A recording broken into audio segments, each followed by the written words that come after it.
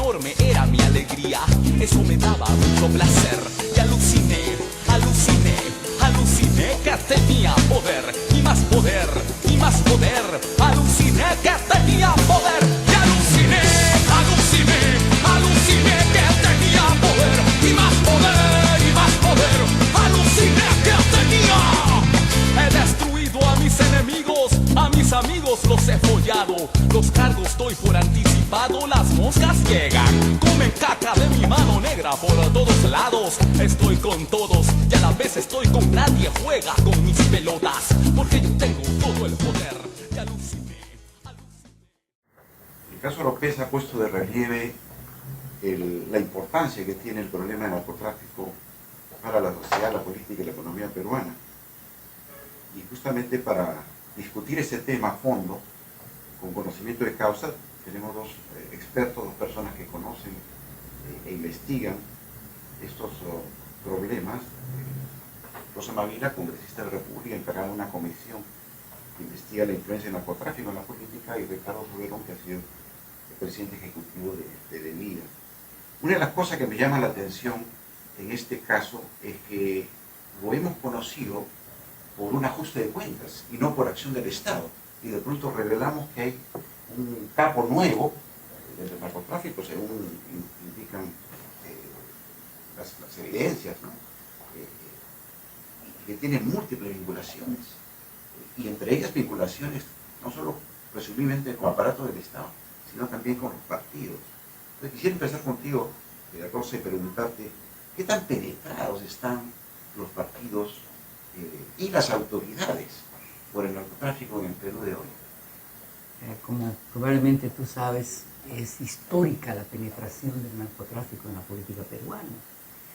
La semana antepasada estuvimos en el penal de Piedras Gordas 1, donde conferenciamos con personas que están purgando prisión por narcotráfico, como el señor apodado Lunarejo, que era el dueño del Aero Perú, como el señor Tijero, Luque Tijero, y otros procesados, sentenciados por narcotráfico.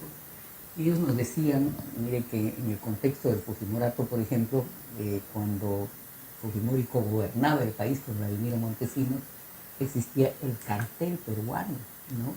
que se relacionaba directamente con el narcotráfico colombiano.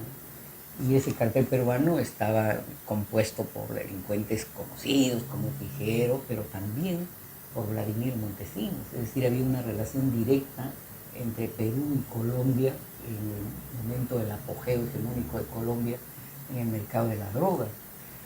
De hecho, sin embargo, en los últimos años, el incremento del narcotráfico en general, perdón,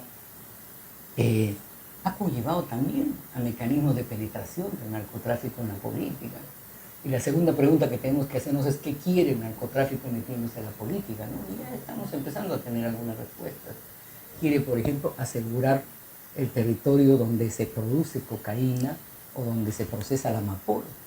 Entonces hay el escenario del control territorial y la que denomina Jorge Nieto la paz narca, ¿no? Pero también quiere asegurar el control de los espacios de traslado aéreo de la droga.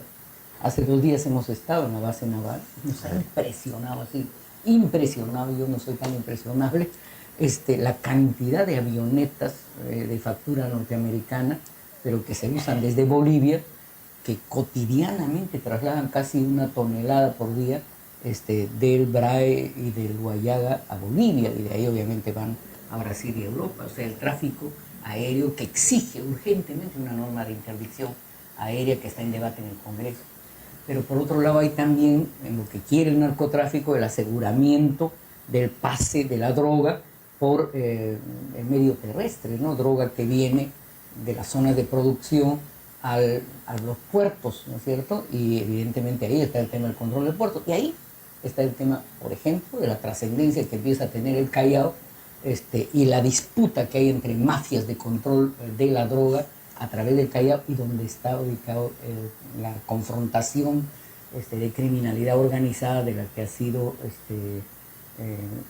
materia de mediática y política. Que podría ser el caso López.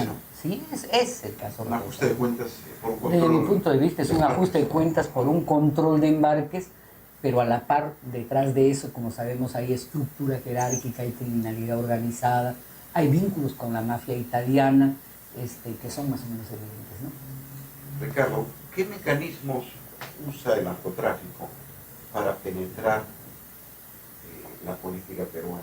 ¿Y qué tan fuerte es esa penetración? Bueno, yo diría que hay dos mecanismos, los administrativos y los eminentemente políticos. Dentro de los administrativos es lo que, por ejemplo, hemos vivido en la década de los 90 con el establecimiento y la prórroga permanente de los estados de emergencia en las zonas de producción cocalera, que permitieron en su momento que el señor Montesinos estructurara un régimen de corrupción desde las Fuerzas Armadas y a partir de las Fuerzas Armadas, siendo incluso felicitado por el zar antidrogas Barry McCaffrey. Hoy en día, pasada la época del montesinismo, encontramos que los mecanismos administrativos se mantienen, pero ya no solamente a nivel de las Fuerzas Armadas, sino que, como bien ha dicho Rosa, ocurren, por ejemplo, en el sistema aduanero del país, aéreo, naviero y terrestre. Incluso el caso Oropesa tiene una relación con dos bandas que enviaban encomiendas a través de Serpost, cuyos integrantes fueron después indultados por el señor Chinguel. Pero también está el elemento político, y tiene los tres niveles planteados por Rosa, ya el territorial, el de las rutas, pero luego está el del sistema criminal. Y ahí viene la gran pregunta, ¿por qué es que un partido histórico como el Partido Aprista Peruano tiene una mayor fragilidad de caer involucrado en el narcotráfico? Y es por su capacidad de manejar y alimentar con cuadros profesionales al Ministerio Público y al Poder Judicial. Si uno observa los 30 años últimos, encontramos que el Ministerio Público ha sido estratégico para evitar oportuna justicia, oportuna investigación, cobertura de un caso complejo, excarcelaciones, absoluciones, archivamientos, derivaciones, cambios de fiscales, contar con una serie de mecanismos que incluyen, por supuesto, el manejo de la Fiscalía General de la Nación, en algunos casos emblemáticos, que tienen relación, por ejemplo, con una figura clave, que es el magistrado César Vega Vega, que allá en el año 76-77, como joven estudiante de Derecho, junto con otro joven abogado, Alan García Pérez, asumió casos estructurados de narcotráfico que luego lo llevaron a él a ser magistrado en la Corte Superior de Lima en la época del montesinismo. Eso te da una idea de cómo el manejo del poder criminal, del sistema criminal, es clave en el manejo del narcotráfico. Rosa, hemos llegado a un punto en el cual se puede hablar ya de captura del Estado por parte del crimen organizado vinculado al narcotráfico, es decir, que han logrado manejar el sistema político hoy día ya casi a voluntad y tienen representación, presencia directa, o todavía no, digamos, aunque correríamos el riesgo de estar en camino hacia ese escenario extremo. Yo creo que aún no somos un narcoestado si comparamos nuestra situación con la de México, la de Colombia, ¿no?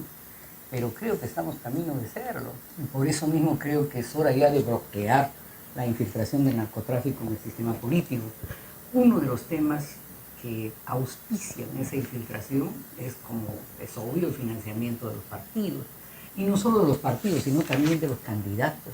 Mira, yo he estado recientemente en Colombia y es curioso como cuando el Estado financia a los partidos, en Colombia un voto vale $2 y se paga y se transfiere, antes de elecciones, es decir, en el contexto electoral y post-elecciones para garantizar que los partidos tengan logística y dinámica y no sean miserables como son en la actual circunstancia, lo que permite pues la afluencia del poder gamonal y del poder del narcotráfico, sobre todo en los ámbitos regionales y locales. Yo creo que este tema que tiene que ver con la fiscalización de la financiación, que no se hace en nuestro país. Yo he escuchado las lamentaciones legítimas del señor Chu, el presidente de la OMP, que dice que cuando reclama la información simplemente no cumplen, y la sanción que plantea la ley es que no puedan otra vez recibir financiación, lo cual es una mala broma, ¿no? Porque si no reciben nunca jamás van a seguir recibiendo financiación. Entonces hay que empezar a financiar aunque sea diminutamente, a los partidos para evitar justamente la penetración del dinero de la droga en las agrupaciones políticas. Pero por otro lado, hay que empezar a analizar y a trabajar sistémicamente los indicios de corrupción más o menos vinculados a la droga. Mira, en provincias la gente sabe quién es narcocandidato y quién es narcoautoridad, lo saben. Y generalmente lo saben por la exhibición grosera a nivel electoral y a nivel de gestión pública. Por ejemplo, esas candidaturas que regalan 500 soles, que regalan artefactos eléctricos, esas candidaturas que donan automóviles o vehículos que no salen pues del erario público, o ese gasto grosero también en campaña electoral en circunscripciones que francamente no son centrales en la dinámica política del país. Y entonces aquí hay un tema, ¿no? El otro tema es que, el que anuncia muy bien Ricardo, el sistema jurídico criminal no reacciona o reacciona a favor del narcotráfico y del lavado de activos. Mira, los políticos mayoritariamente no son procesados por tráfico de drogas, son procesados por lavado de activos, o sea, es el nexo en que esas dos figuras se tocan y se besan, ¿no?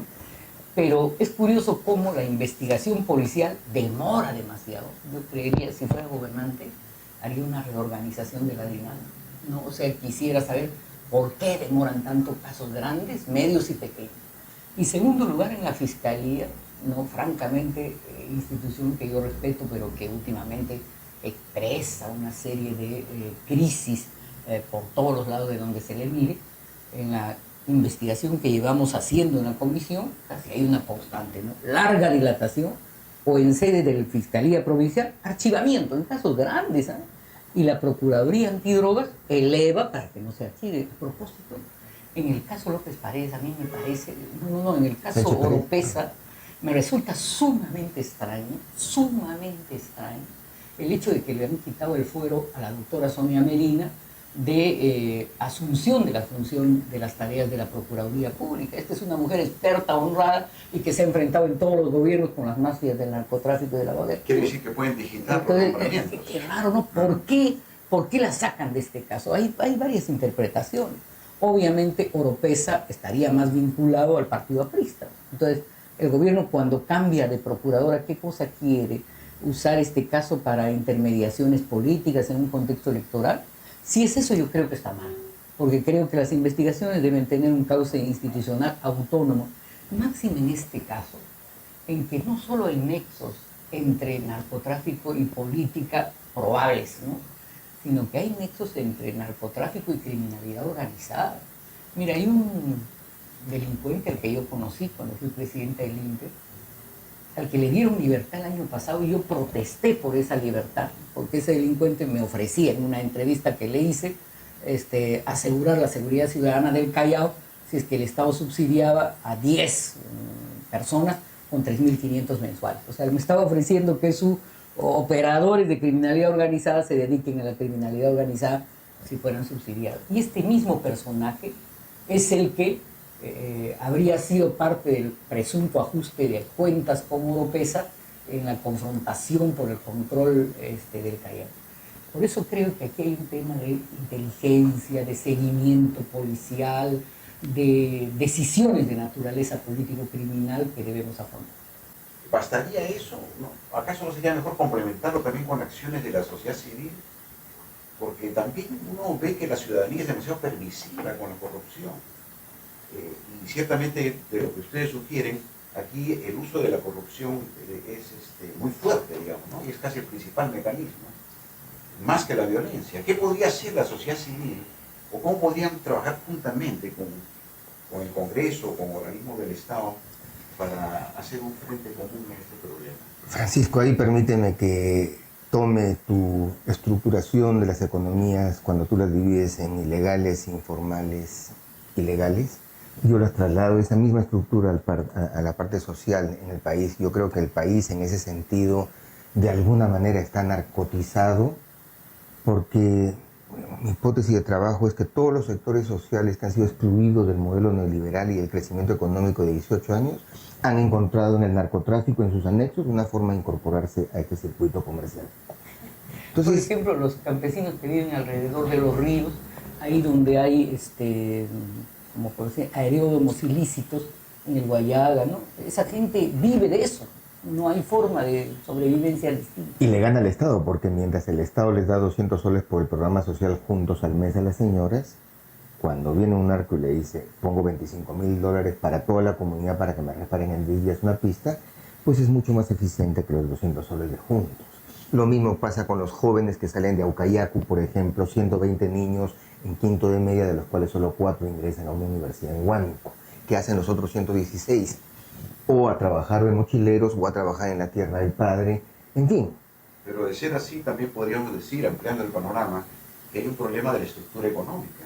Porque si tú tuvieras un sector privado formal que da empleo en mayores números, reduciría la atracción que para esos jóvenes, ¿no? Estos casos de los cuales están hablando, de entrar a estos negocios ilícitos que son por naturaleza riesgosos, ¿no? La verdad que toda la oferta del Estado peruano a la selva alta de este país ha sido engañosa, deficitaria, contradictoria, absolutamente desarticulada, incoherente y militarizada.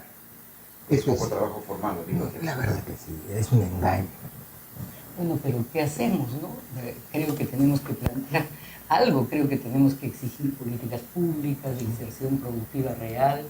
Creo que la palabra reconversión productiva no debe ser un saludo a la bandera.